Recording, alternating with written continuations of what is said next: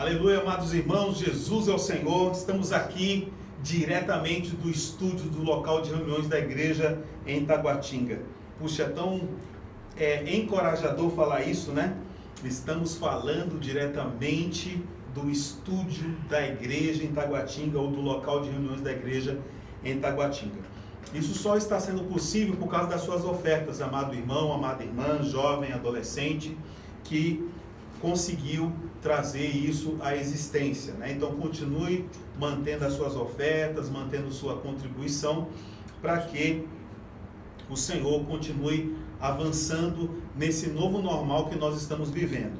Eu queria também lembrar que nós estamos com a transmissão ocorrendo no Instagram, no YouTube, e também tem irmãos na sala Zoom, onde nós estamos temporariamente com o áudio desligado, com a finalidade de que você possa se concentrar na palavra, e mais tarde, na hora do compartilhar, os áudios serão liberados para os irmãos poderem falar e consequentemente ouvir uns aos outros, amém? Eu queria também lembrar dos irmãos que estão cooperando diretamente aqui com essa transmissão. Aqui temos a Rebeca, o irmão Elias, o irmão João Vitor, o Mateus e o Hector. Então estão cooperando aqui conosco, e esse aqui que vos fala. Que tal a gente orar um pouquinho? Amém? Vamos orar, agradecer ao Senhor por essa oportunidade de estarmos com essa transmissão e consequentemente com a palavra que nós estaremos ouvindo. Senhor Jesus, nós te louvamos, te agradecemos, te rendemos glória, porque tu és tudo para nós. Sem ti, Senhor, nada somos e nada podemos fazer. Obrigado por essa oportunidade de estar aqui, Senhor, servindo os santos que estão no Instagram, que estão no YouTube, que estão no Zoom, seja com as famílias, seja com os nossos irmãos mais velhos, os nossos anciãos, seja também com as nossas irmãs, seja também com os jovens, com as jovens, Senhor, seja também com os adolescentes, seja com as nossas crianças, com os nossos bebês. Cuida, Senhor, de cada um deles. Obrigado pela tua proteção ao longo desses dias, num período de pandemia que estamos vivendo. Estamos sentindo o teu braço forte. Mesmo aqueles que foram acometidos em nosso meio, o Senhor já os restaurou. Senhor Jesus, obrigado, Senhor, pelo teu enorme amor para com cada um de nós. E abençoe, Senhor, a palavra de hoje. Amém. Muito bem, amados irmãos, nós estamos aqui, como já falei, diretamente dos estúdios, né? Do estúdio da igreja em Taguatinga, e essa é uma grande oportunidade que o Senhor está nos dando de nós podermos desfrutar da palavra de maneira mais, digamos assim, mais oportuna, mais clara. Bom, o tema desta semana é Melquisedeque, sacerdócio perfeito e celestial. A meta ou o encargo dessa mensagem é mostrar para nós que para o autêntico ministro da nova aliança foi dada a chave da epístola aos Hebreus. E que chave é essa? De que tudo que Cristo realizou na terra, no ambiente, na dimensão de espaço-tempo, como, por exemplo, a sua encarnação, o seu viver humano, a crucificação, a morte, a ressurreição e a ascensão, foi oferecido a Deus pelo Espírito Eterno. Ou seja, tudo que Cristo realizou no espaço-tempo, que consiste na sua obra redentora, hoje está na eternidade. Ok. Em outras palavras, a dimensão espaço-temporal foi lançada na dimensão eterna, e nós podemos acessá-la por meio do nosso Espírito ao invocarmos o nome do Senhor. Não é o Espírito Eterno? Como nós podemos acessar toda a obra de Cristo que está hoje na eternidade? Por meio de invocarmos o nome do Senhor. Em 1 Coríntios capítulo 12, versículo 3, diz que ninguém pode dizer Senhor Jesus, senão pelo Espírito Santo. Assim, o homem temporal pode conectar-se ao Deus eterno por meio do Espírito que em nós habita. Diante disso, o plano macroeconômico de Deus, visto nos capítulos de 14 a 17 do Evangelho de João, no qual vemos a unidade do Pai com o Filho, seu amor, prazer, gozo, felicidade, paz, justiça, santidade e glória são trabalhados em nós, segundo o plano microeconômico de Deus descrito na Epístola aos Hebreus. Então aquilo que é macro no livro de João, em especial nos capítulos de 14 a 17, se torna prático, tangível por meio da epístola aos Hebreus.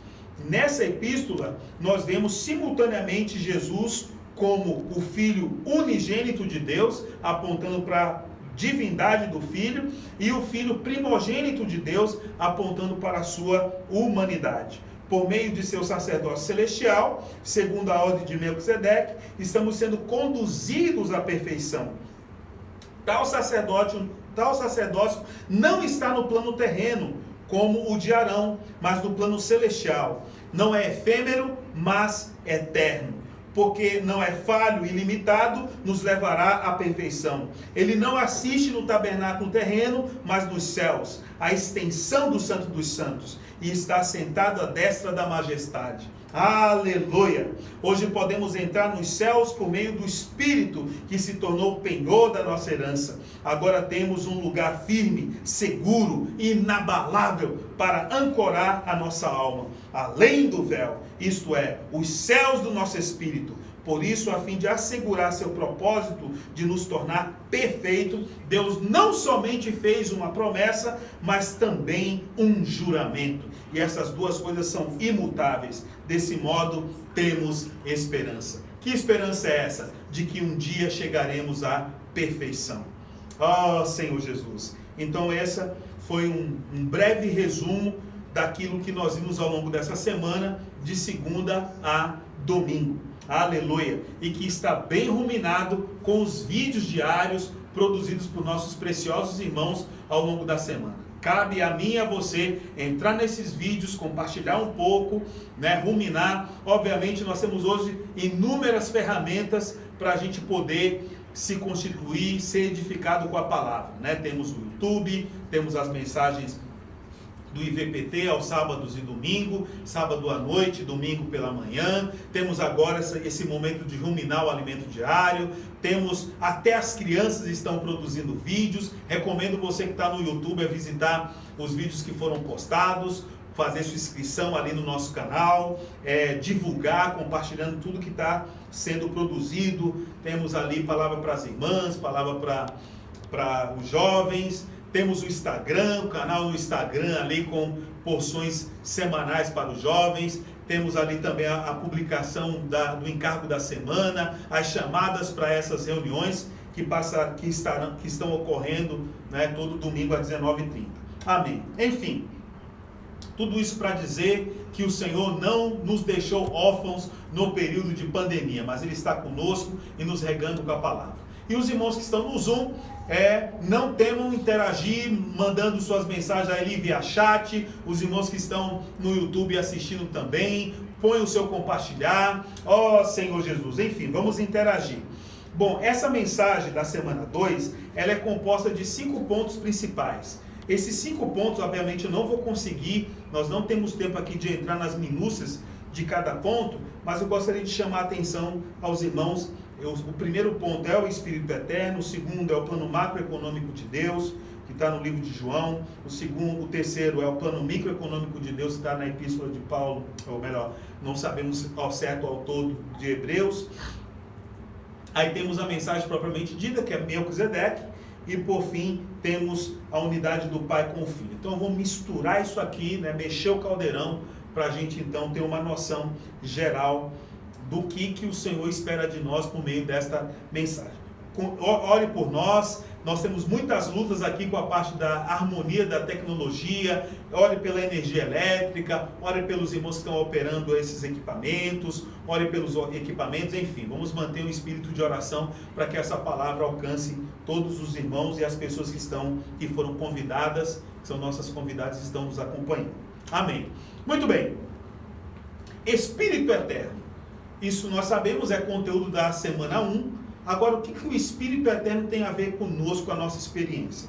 Em Hebreus capítulo 9, versículo 14, nós vemos essa menção do Espírito Eterno, e vale a pena a gente reler essa porção tão importante e estratégica para a nossa fé. Muito mais o sangue de Cristo, que pelo Espírito Eterno a si mesmo se ofereceu sem mácula a Deus, purificará a nossa consciência de obras mortas para servirmos ao Deus vivo.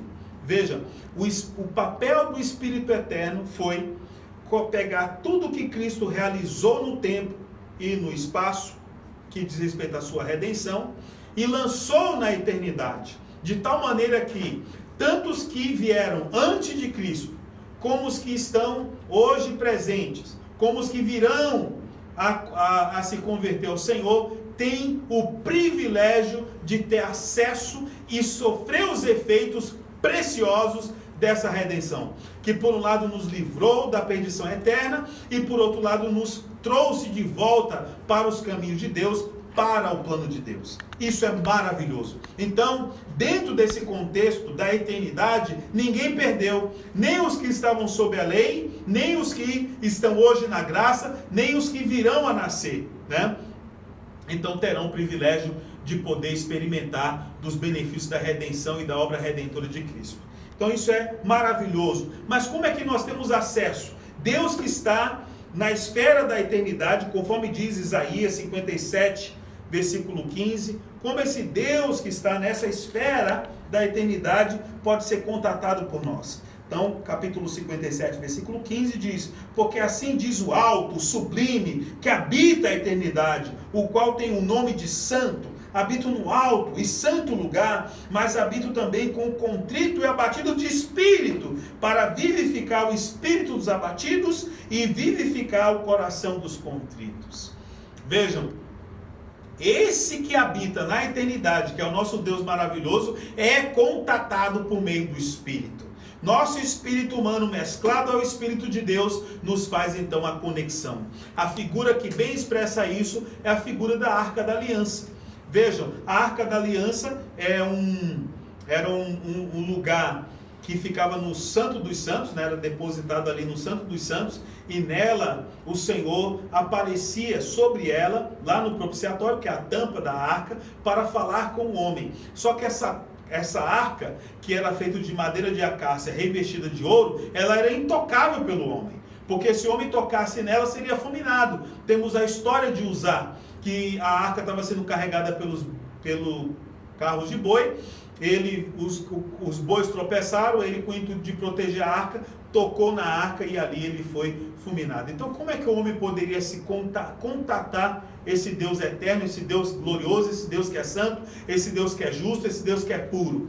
Então havia em cada extremidade, em cada canto da arca, as argolas, indicando que as argolas eram, por meio dela, era conectado os varais, para que os levitas então carregassem sobre os ombros. Então essas argolas é uma figura da conexão do homem temporal com Deus eterno.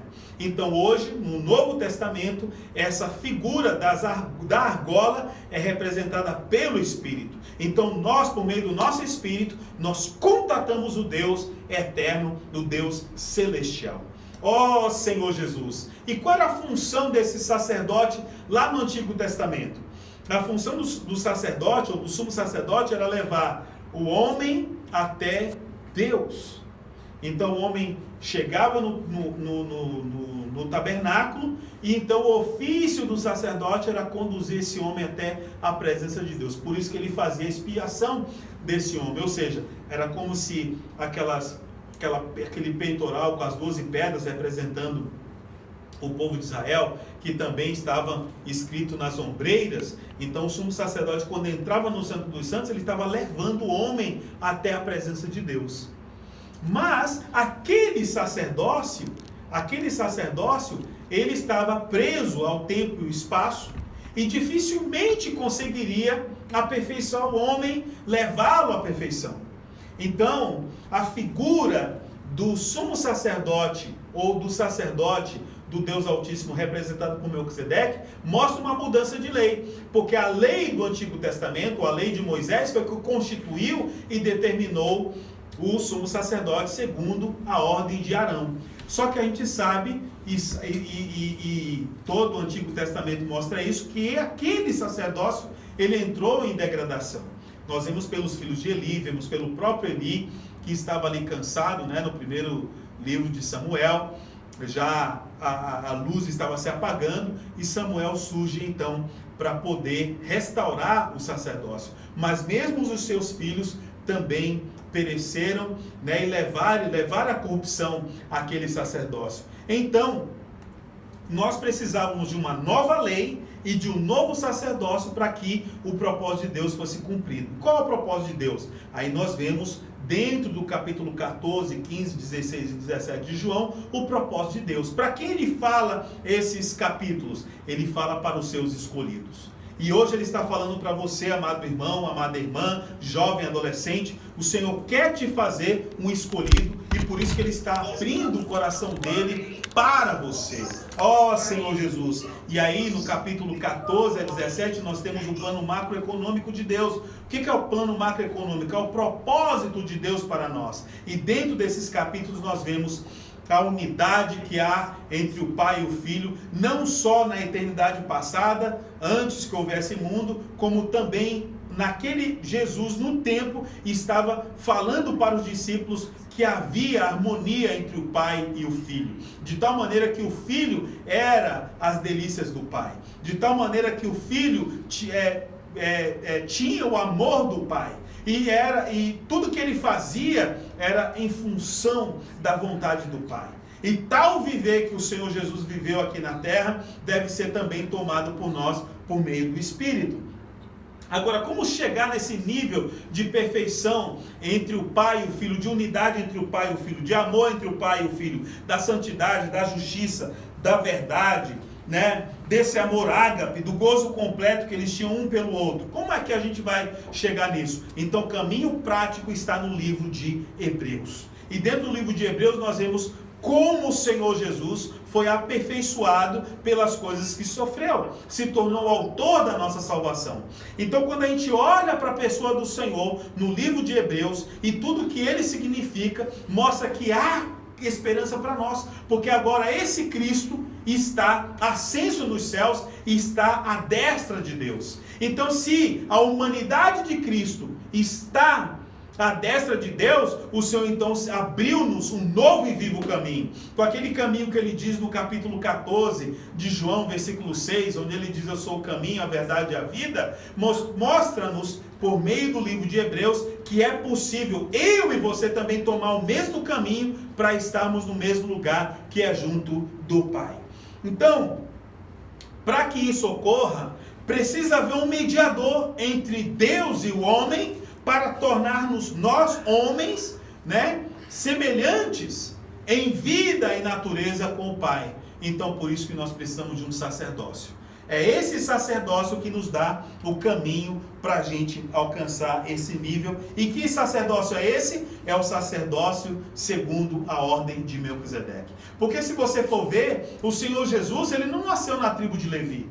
O Senhor nasceu na tribo de Judá, da qual se concebe reis e não sacerdotes.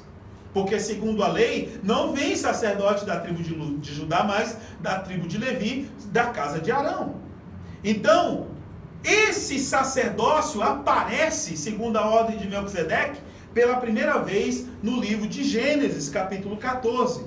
E ali, amados, nós vemos, segundo a percepção da questão do espaço e tempo, como esse sumo sacerdote apareceu. Então, no capítulo 14 de Gênesis, depois que Abraão ele vem da vitória sobre Quedar-Laomer e sobre os reis que estavam com ele, ele venceu seus exércitos, isso está narrado no versículo 17, nós vemos então a aparição de Melquisedeque. Então veja a narrativa, capítulo 14, versículo 17. Após voltar Abrão de ferir a Quedar-Laomer e os reis que estavam com ele, saiu-lhe ao encontro o rei de Sodoma no vale de Savé, que é o vale do rei. Então, Quedar-Laomer está aparecendo, aparece ali, é físico, é espaço temporal, e vai ali falar com Abraão. Quando Quedar-Laomer está se deslocando em direção a Abraão, aí aparece um parêntese nessa narrativa, que é inserido os versículos 18, 19 e 20. E nos versículos 18, 19 e 20, que figura aparece? A figura de Melquisedeque. Então vamos ler o versículo 18. Melquisedeque, rei de Salém, trouxe pão e vinho, era sacerdote do Deus Altíssimo. Abençoou ele a Abraão e disse: bendito seja Abraão pelo Deus Altíssimo, que possui os céus e a terra. E bendito seja o Deus Altíssimo, que entregou os teus adversários nas tuas mãos, e de tudo lhe deu Abraão o dízimo. Veja, irmãos, Melquisedeque aparece para Abraão e inicialmente lhe saúda servindo a ele pão e vinho. O que eles estavam celebrando? Estavam celebrando a vitória de Abraão sobre aqueles reis. O número que estava com Abraão era inferior ao número do exército dos reis. Eram apenas 318 pessoas que estavam com Abraão para guerrear, com o intuito de resgatar Ló das mãos daquele rei, ou daqueles reis. E aquela vitória que Abraão teve não foi mérito dele, dos 318 que estavam com ele, mas foi mérito do Deus Altíssimo, que entregou os adversários nas mãos de Abraão. Então, Melquisedeque aparece para revelar isso para Abraão e, consequentemente, servir-lhe, com pão e vinho. Daí, Abraão reage dando dízimo para Melquisedeque. Aí, no versículo 21, retoma a chegada do rei para falar com Abraão, no versículo 21. Então disse o rei de Sodoma a Abraão: dá-me as pessoas e os bens ficarão contigo. Aí retoma aquilo que começou no versículo 17. Então o que aconteceu no versículo 18 a 20? Aí aquele sacerdote que estava na eternidade aparece a Abraão na dimensão espaço-tempo. Em outras palavras, o sumo sacerdote que estava na eternidade entra no tempo para saudar a Abraão e então revelar que, na verdade, a vitória dele foi dada pelo Deus Altíssimo. Oh, Senhor Jesus! Qual a finalidade dessa aparição, entre aspas, meteórica de Melquisedeque? É para mostrar que, além do sacerdote, então, Melquisedeque quer aparecer para mim, Melquisedeque quer aparecer para você, quer aparecer para as mamães, quer aparecer para os nossos anciãos, quer aparecer para as nossas irmãs, quer aparecer para os nossos jovens, para os nossos adolescentes, para as nossas crianças. Em outras palavras, quando é que esse Melquisedeque aparece? Quando nós estamos em luta, quando nós estamos travando lutas externas e lutas internas, ele quer aparecer e nos servir pão e vinho. Senhor Jesus, por isso, amados irmãos, nós precisamos estar conectados com esse Deus eterno. Agora, para a gente falar de Melquisedeque, nós precisamos do capítulo 5 de Hebreus, 6, 7, 5, 6, 7 e 8.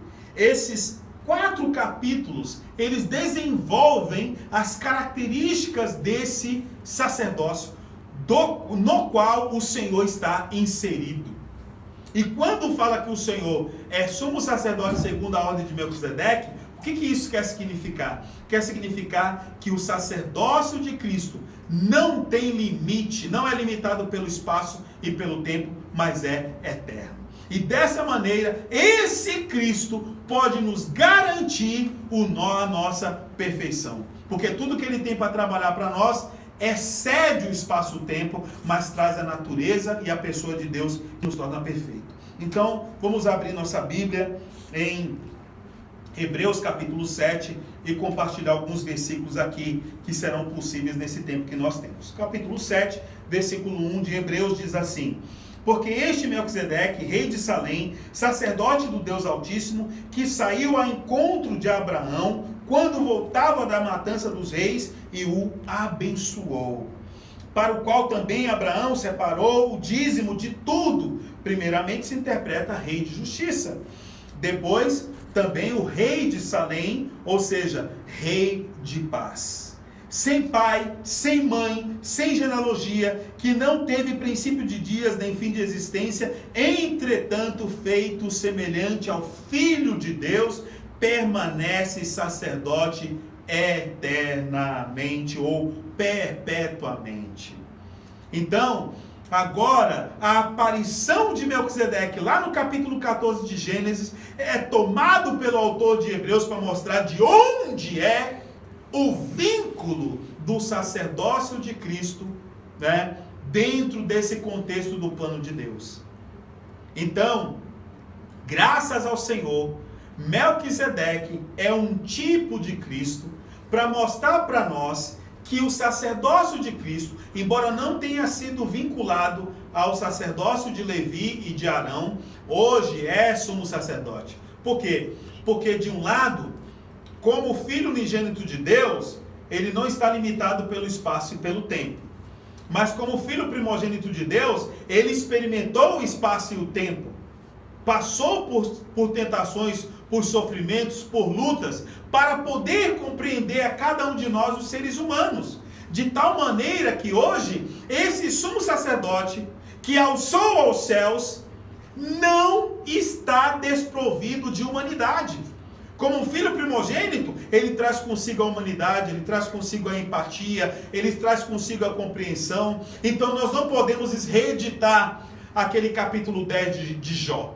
Você não pode virar para Deus e dizer: o Senhor não me compreende porque o Senhor não é homem. Não, Ele tem hoje condições de mostrar que compreende a nossa situação. Ele compreende as suas lutas. Ele compreende os seus sofrimentos e os meus sofrimentos. Ó Senhor Jesus, quando nós o invocamos, nós temos certeza, pode ter certeza, de que Ele está vasculhando o seu coração e compreendendo cada uma de suas lutas. Senhor Jesus. E então, essa expressão, né, no final do versículo 3, perpetuamente, aparece, tem algumas ocorrências de perpetuamente, para sempre, eternamente. Eu gostaria que você tomasse nota aí. A expressão perpetuamente, eternamente e para sempre caracterizam que esse sumo sacerdote, Cristo, segundo a ordem de Melquisedeque, excedeu o espaço-tempo, de tal maneira que hoje também está na eternidade e é acessada por nós por meio do Espírito. Então veja, a expressão perpetuamente no livro de Hebreus aparece no capítulo 7, versículo 3, no capítulo 10, versículo 1. Eu não tenho tempo de desenvolver, você apenas registra e depois você dá uma olhada. A expressão eternamente está, as ocorrências ocorrem no capítulo 5, versículo 9 de Hebreus, capítulo 6, versículo 2, capítulo 9, versículo 12, 14 e 15 e o capítulo 13, versículo 20. A expressão para sempre aparece em Hebreus, capítulo 1, versículo 8, capítulo 5, versículo 6, capítulo 6, versículo 20, capítulo 7, versículos 17, 21, 24, 25, 28, capítulo 9, versículo 28, capítulo 10, versículo 12, versículo 14, capítulo 13, versículo 8 e 21. Tá? A expressão para sempre. Irmão, não consegui anotar. Fique tranquilo. Depois que ficar gravado, você pode voltar nesse minuto aí e você vai ter acesso a esse material, uma boa oportunidade para você estar ruminando. E, irmão, você fala muito rápido, né? Eu falo muito rápido porque o tempo está dizendo assim, ó, ou anda ou você não vai concluir nada, né? Então, amados irmãos e amadas irmãs, a chave para nós entendermos o livro, o que abre o livro de Hebreus, nada mais é do que tudo que Deus em Cristo realizou no espaço-tempo, hoje foi lançado na eternidade. Se você pegar essa chave, você entra em cada capítulo e consegue abri-lo de maneira maravilhosa. Obrigado pelo Senhor ter revelado isso ao irmão Pedro Dong e hoje está compartilhando conosco. Amém. Capítulo 7, voltando a Hebreus, capítulo 7, versículo 4, diz assim: considerai, pois, como era grande esse a quem Abraão, o patriarca, pagou o dízimo, tirado dos melhores despojos. Ora, os que dentre os filhos de Levi recebem o sacerdócio, têm mandamento de recolher, de acordo com a lei, os dízimos do povo, ou seja, dos seus irmãos, embora tenham estes descendido de Abraão. Entretanto, aquele cuja genealogia não se inclui entre eles, recebeu o dízimo de Abraão e abençoou o que tinha as promessas. Evidentemente, é fora de qualquer dúvida que o inferior é abençoado pelo superior. Aliás, aqui são homens mortais os que recebem dízimos, porém ali, aquele de quem se testifica que vive.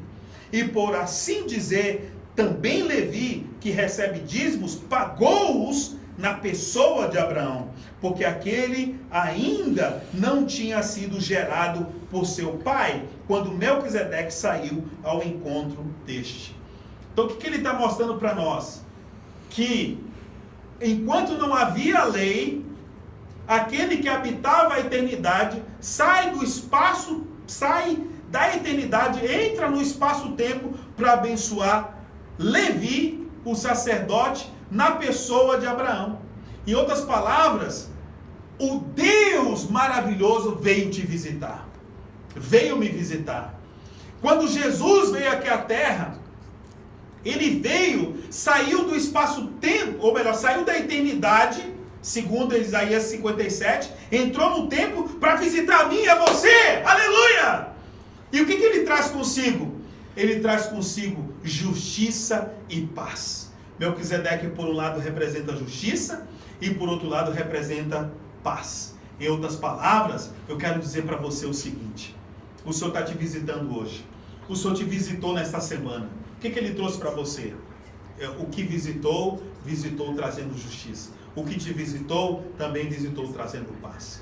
Por isso, amados irmãos, esse sumo sacerdote, na pessoa de Jesus Cristo, que está como o Espírito em nosso interior, vai trabalhar a justiça em nós. Vai trabalhar a sua paz em nós. E é isso que ele quer entre todos nós, os irmãos. E quer a paz e a justiça entre as irmãs, quer a paz e a justiça entre as crianças, quer a paz e a justiça entre os adolescentes, quer a paz e a justiça entre os jovens, para que essa harmonia que já existe antes da fundação do mundo, e no tempo quando Cristo esteve aqui, já existia essa harmonia, essa paz, essa unidade, essa segurança, e todas as virtudes como o amor, a benevolência, a empatia, tudo isso que nós encontramos em Cristo, nas suas virtudes, hoje está sendo trabalhado em nós por meio desse sacerdócio maravilhoso. Senhor Jesus. Muito bem. Agora, todo sacerdote precisa de um lugar para assistir. Né? Se você, por exemplo, voltasse lá na lei, né? Onde estariam os descendentes de Arão?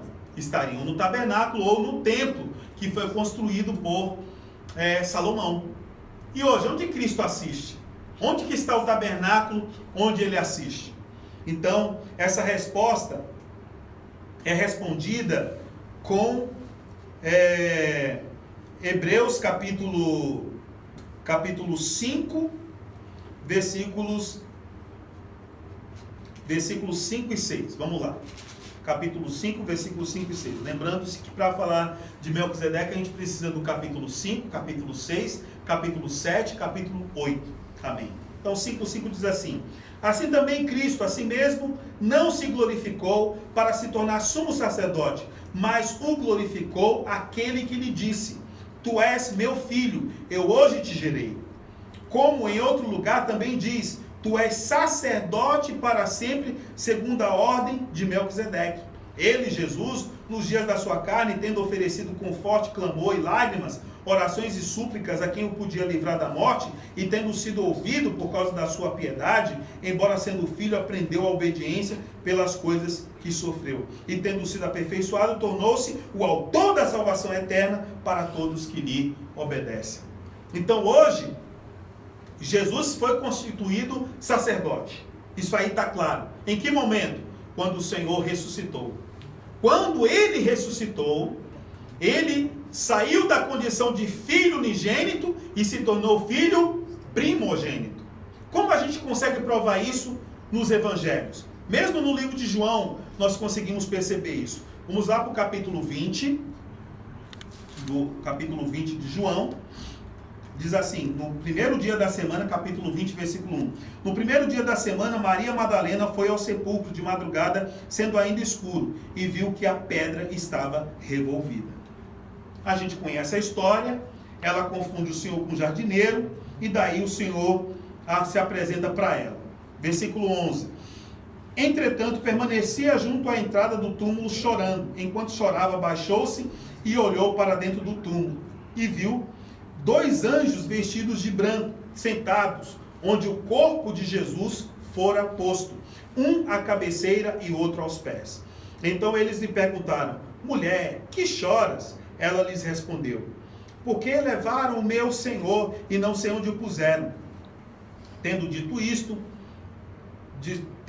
isto, voltou-se para trás e viu Jesus em pé, mas não reconheceu que era Jesus. Perguntou-lhe Jesus: mulher, por que choras? A quem procuras? Ela, supondo ele ser ele o jardineiro, respondeu: Senhor, se tu tiraste, dize-me onde o puseste, e eu levarei. Jesus disse-lhe: Maria. Ela, voltando-se, lhe disse em hebraico, Rabone, que quer dizer mestre.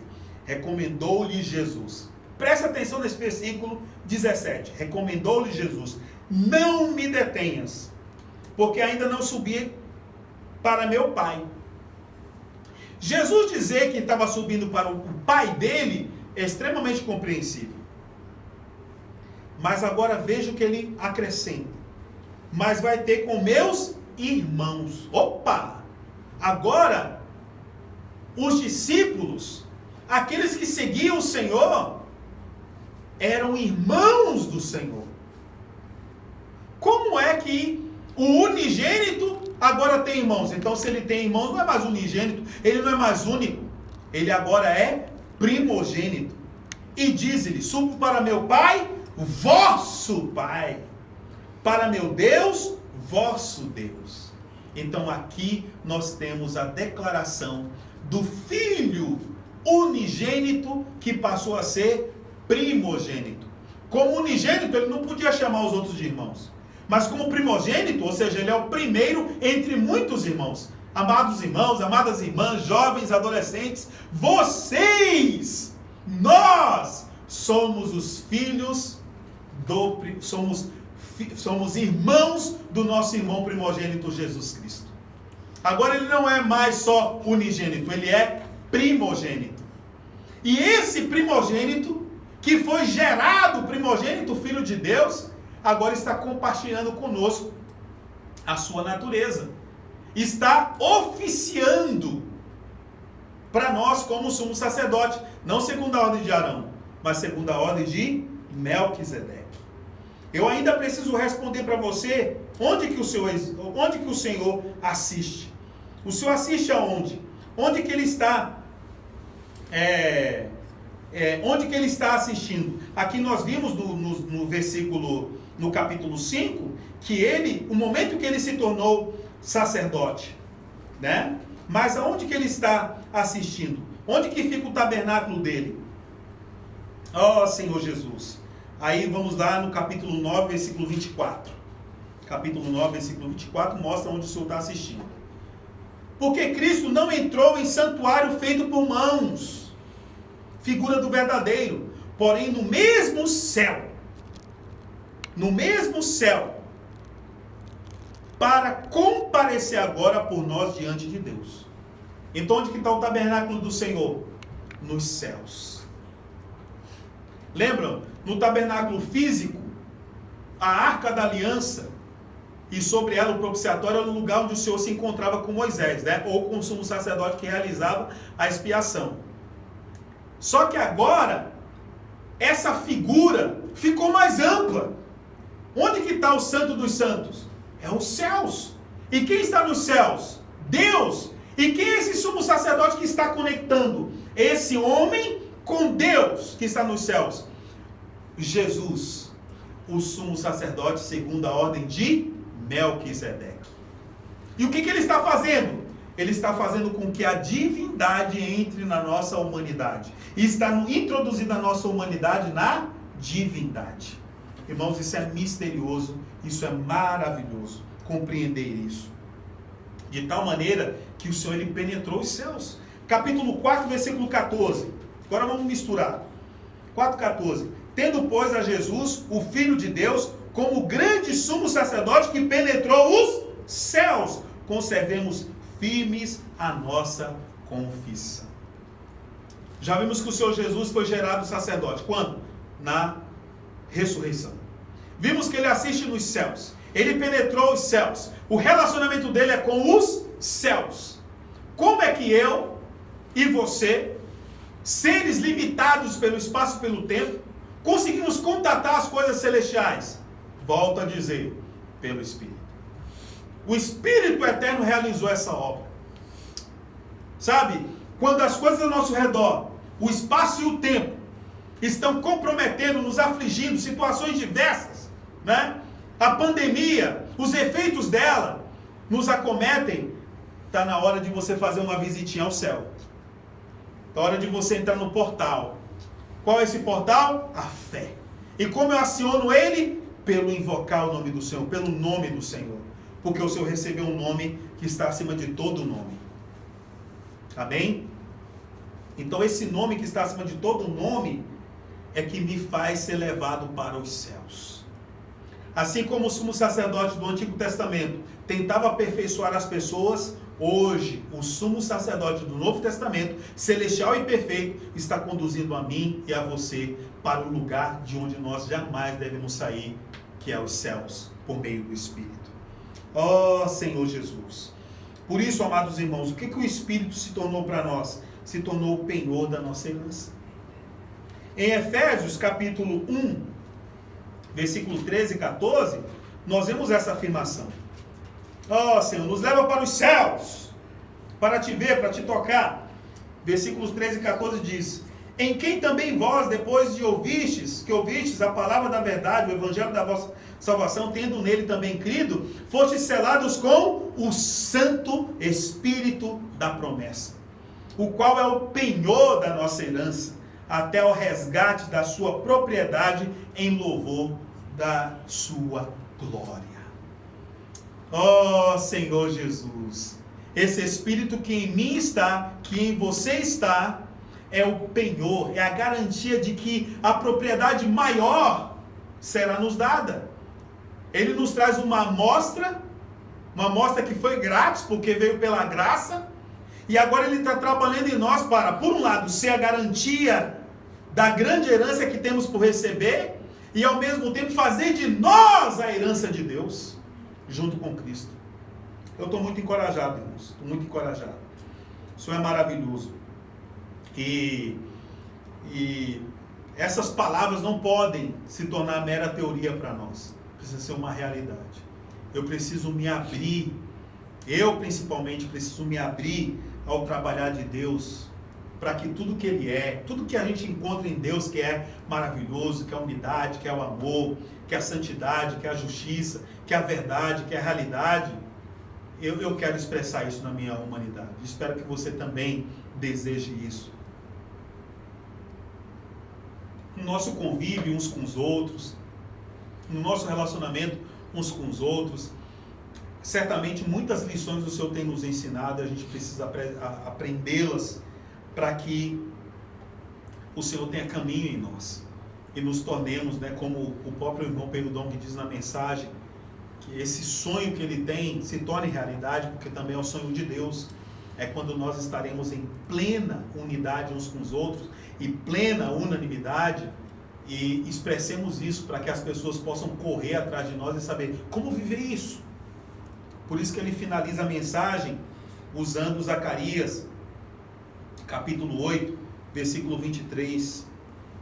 Como diz o nosso irmão Batista, né? Fala uma frase cunhada do irmão Esdras, né? Vamos deixar as picuinhas e comer mais picanha, né?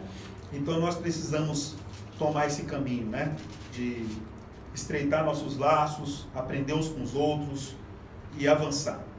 Então Zacarias 8:23 diz: assim diz o Senhor dos Exércitos, naquele dia sucederá que pegarão 10 homens de todas as línguas das nações, pegarão sim na orla da veste de um judeu e lhe dirão: iremos convosco, porque temos ouvido que Deus está convosco. Como é que Deus está conosco? Como é que as pessoas percebem que Deus está conosco? Quando nós apresentamos as virtudes elevadas de Cristo no nosso viver, na nossa humanidade. Amém? Eu queria terminar por aqui, dizendo para vocês, e para mim também, que o Senhor não desiste de nós. Ele passou por todo esse processo de morte, de viver humano, de encarnação, viver humano, morte e ressurreição, para se tornar o sumo sacerdote, segundo a ordem de Melquisedeque. Com que finalidade? Esse sacerdote perfeito e celestial nos levar para aquilo que é para a perfeição e também para essa esfera atemporal e nos fazer filhos maduros de Deus, nos quais ele tem trabalhado a sua pessoa, a sua unidade, a sua justiça, a sua verdade, a sua realidade, o seu amor, dentre todas as coisas que são essenciais para o nosso convívio como viver da igreja. Espero que você, os irmãos que estão no Zoom, possam entrar nessa mensagem, compartilhar uns com os outros, e também você que está nos assistindo pelo YouTube, está nos assistindo pelo Instagram, possa deixar o seu like, possa deixar a sua inscrição, possa deixar seu ponto-chave e seguir compartilhando conosco. Nos lembramos das ofertas, o irmãos continua ofertando para que a gente continue melhorando cada vez mais esse estúdio, e também quando esse período de pandemia passar e abreviar, digamos assim, aliviar, possamos voltar com as nossas reuniões presenciais e, consequentemente, também usar dessas reuniões presenciais para projetar as nossas mensagens para as mídias sociais. Jesus é o Senhor. Amém. Fique na paz e na segurança do nosso Senhor Jesus Cristo.